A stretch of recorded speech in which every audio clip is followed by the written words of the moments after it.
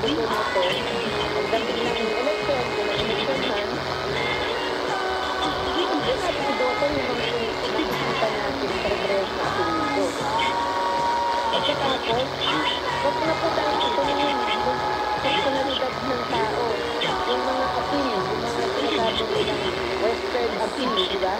Kasi tayo, kala natin ang maganda yung isa, yung puti, yung glory ang buhok. Kaya nga, di ba, napatangos tayo ng ilong, nagpapaputi tayo, ganun pa. Napakaganda kaya ng Pilipino, yung pagkulay ko fair skin camera. Iyon tayo eh. Hindi na natin kagandahan, di ba? Yung sinasabi nila na tunay na Pilipino. So anyway, para sa akin, maging mapanuri po tayo sa lahat ng bagay. Pag naman naririnig po tayo sa social media, huwag po tayo basta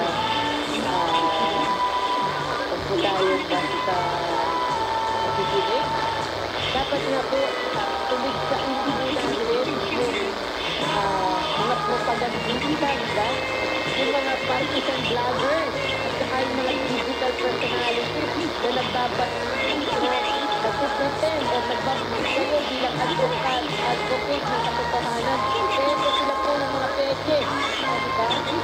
Ilan yung alam niyo, yung ito pa rin sa panin. Ang daming galuan ng Pilipino.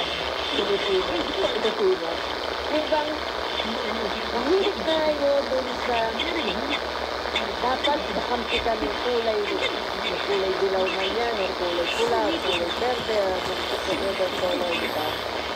Dapat ang isipin natin, hindi ba sa mga kulay na to ang magbibigay solusyon sa problema ng ating bayan, diba?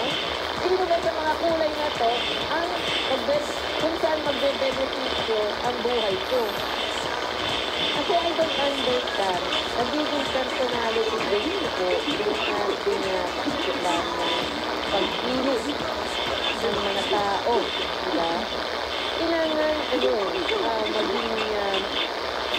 gusto nga lang sa ibang bansa, kasi ang mga kapatid ko, nakapag-migrate na po sa Senado sa Canada, sabi nila, pagka mayroong mga corruption, babalitaan pa lang yung corruption or mayroong palang allegation ng corruption sa kanila, talagang yung mga tao sumisigaw, nagre-reklamo, pinapababa yung particular